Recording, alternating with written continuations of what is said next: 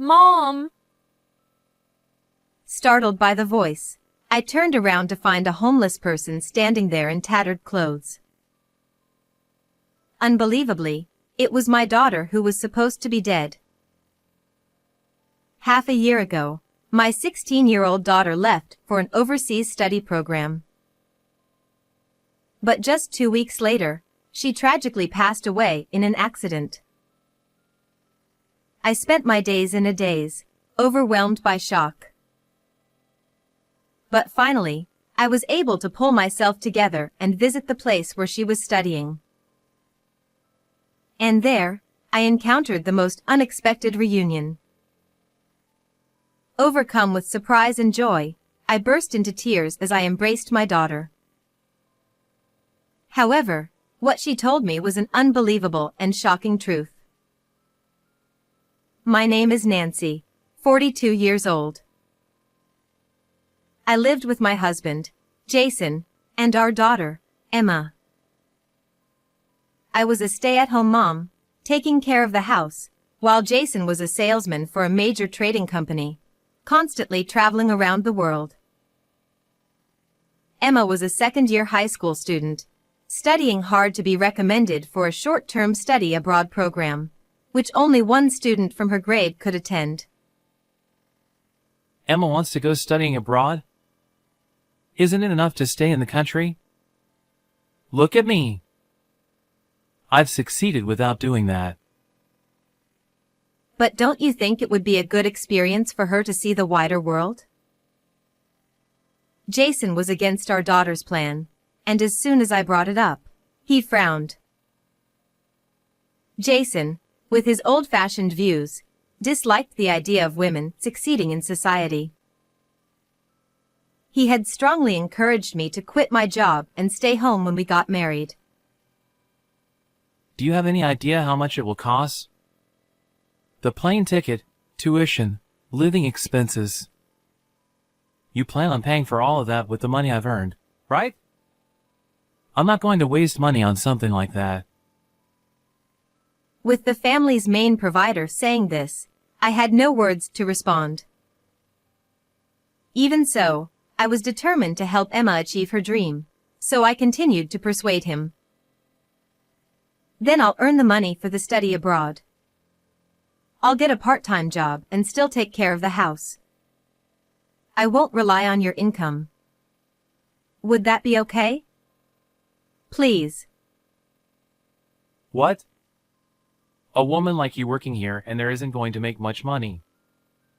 Fine, but if you slack off on any household chores, I'll make you quit the part-time job right away. Jason scoffed at me dismissively, but finally, I got his approval. From that day on, I worked part-time every day, handling all the housework perfectly, cutting back on my own food expenses, and somehow managed to save enough money for Emma's study abroad. Thanks to her efforts, Emma was finally selected as a member of the short-term study abroad program. Though reluctant, my husband eventually agreed to send her off. Mom, Dad, I'm off! And so, with a radiant smile, my daughter eagerly embarked on her journey. However, tragedy struck suddenly. It was 2 weeks after my daughter had arrived in Australia for her study abroad. One day, my husband came home from work, rushing toward me with a pale face. Nancy, please stay calm and listen. I just received a call from Emma's school. It seems she died in an accident. The moment I heard those words, all the strength left my body, and my mind went blank. This can't be. It must be a lie. Unable to accept reality, I was so shocked that I fainted and fell ill, bedridden for several days. I couldn't think about anything and felt as if I were living in a dream. During that time, my husband went to her study abroad destination, leaving me behind as I was too weak to move. What about Emma? What happened to Emma? When my husband finally returned, I asked him about our daughter's situation. But his response was cold. I took care of everything. The funeral was also handled over there. What? You mean it's all over already? What choice did I have? You weren't in any condition to deal with it. At that moment, hearing Jason's words, a hole opened in my heart, and at the same time, a deep anger began to well up inside me. I couldn't be there for my daughter at the end, nor could I say a final goodbye. Despite this, my husband showed no understanding or sympathy for my feelings, nor did he even seem to be grieving. You could have at least called me before the funeral. Stop nagging! Get out of bed and do your chores. How can you say that? Emma's gone now. Get rid of all her things. After that, we never spoke of our daughter again. I couldn't understand how he could remain so calm. 6 months later, after slowly beginning to come to terms with my feelings, I told my husband, I'm going on a domestic trip with some friends to refresh myself. But secretly, I headed to Australia, to the place where my daughter had been studying, to lay flowers for her.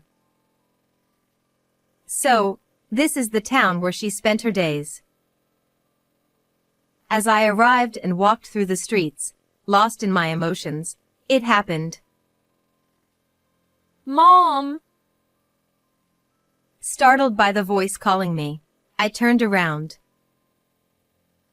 There stood a homeless person in tattered clothes. I tilted my head in confusion for a moment, but then, as I looked closely at the dirted face, it hit me. Emma?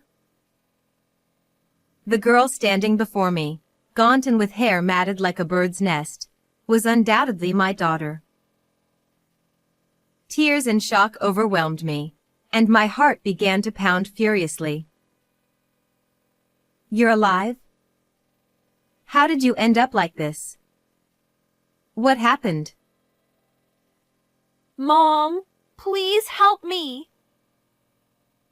Hearing her strained voice, I tightly embraced her. It was all him. Everything.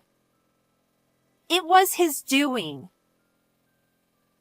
As she lay weak in my arms, Emma began to tell me the unthinkable, struggling to muster any strength. I could see deep hatred and despair in her eyes as she looked up at me. It's okay now. You don't have to worry about anything anymore. I will protect you from here on out. I felt a fierce, burning anger ignite within me, something I had never experienced before. The next day, I returned to the US and began preparing to exact revenge on the person who had tormented Emma. I knew that unless they paid for their sins, my daughter would never find peace. 2 weeks later, I found myself sitting across from my husband at a restaurant. It was his birthday. The soft candlelight on the table flickered gently, creating a special atmosphere. It's been a while since we've gone out to eat. Just the two of us. He was in high spirits throughout the meal, and after finishing his dessert, he let out a satisfied sigh. This is your birthday present. Go ahead, open it. I handed him a large book. Oh, is this an album? Yes, I've compiled all our memories together into one book. I smiled sweetly as Jason, clearly intrigued, opened the album. Did you make this? Impressive. Let's see. Oh! You even included photos from before we got married. For once, His voice was lively as he eagerly flipped through the pages. This is from our wedding. And this one is our honeymoon. As he continued to turn the pages, memories seemed to flood back, and his expression grew more sentimental. This must be when Emma was born. Huh? But as soon as he turned to the next page, his expression darkened. I didn't miss that change and smiled to myself inwardly. Oh. Jason? What's wrong? He had turned pale, and a faint sweat appeared on his forehead. No wonder. Page after page, intimate photos of him with another woman began to appear. There were photos of him dining happily with her and walking hand in hand. These were pictures I had painstakingly collected after returning from Australia up until this day, documenting his affair. Clearly flustered, Jason's eyes darted around as he tried to come up with an excuse. Why are these in here? By the way, who is this woman? Nancy, she's just a colleague. You're misunderstanding something. Really? You two seem awfully close for just colleagues. I responded calmly to his words. We were working on the same project, so we ended up spending a lot of time together. I was just listening to her talk about some work issues. That's all. He continued to make excuses, perhaps thinking he could still talk his way out of this. Sure, I guess you need a private room for really serious conversations. What? As I calmly turned the next page, there was a large photo of my husband and his mistress entering a hotel together. Jason's face drained of even more color, and his mouth started to tremble. You're still wearing your wedding ring in the photo, aren't you? And she must know you're married, too, right? I looked him straight in the eye and pressed him with a voice as cold as ice. Finally, as if he had given up, he teared up and tightly gripped my hand. I'll confess. After Emma died, I lost it and had an affair. It was just a moment of weakness. Please believe me. Indeed, the photos in the album were all taken after our daughter was gone. You must have been hurting, too, after losing her. Yes, it was like losing an arm. I just wanted to escape from reality. Misunderstanding my words as a sign of sympathy, he quickly tried to adjust his tone. But to Jason, I muttered, lies, all of it. I quietly pulled out my smartphone. Then who do you think took this video? He stared at the screen in disbelief for a while, as if he couldn't comprehend what he was seeing. This is a video of you with her in Australia, isn't it? Were you on a business trip together? You must have been really busy fitting in dates between meetings. Jason remained in shock for a moment, but suddenly, as if something had clicked, he grabbed me with incredible force. When did you start spying on me? You hired a detective? I can't believe this. Jason, taking advantage of the privacy of the room, started shouting angrily. He then slammed the album onto the table with a loud bang. But I wasn't intimidated. I'm going to call the person who took this video, and the three of us can have a little chat. With that, I dialed a certain number. Don't you dare. What are you trying to do by calling them? Do you enjoy cornering me like this? As his frustration grew, I calmly ended the call and waited for the moment to arrive. This will reveal everything. A few seconds later, the door to the private room opened, and a woman stepped inside. Dad, it's been a while. It was my daughter, Emma. Why are you here? I've left you in Australia. In his shock, Jason nearly blurted out the biggest secret he'd been hiding for the past 6 months. He quickly caught himself, realizing his slip-up, but I didn't miss a word of it. That's right. Emma was supposed to have died in Australia. Because of you. That's not true. Jason, trembling and holding his head in his hands, was clearly panicked. Emma, facing him, began to speak calmly. I was really surprised back then. I never expected to catch you cheating during my study abroad. Shut up! Be quiet! But when you saw that I recorded the video, you were so scared that your affair would be exposed. And that's why you... Enough! Stop it! He tried to silence her repeatedly, but Emma didn't stop.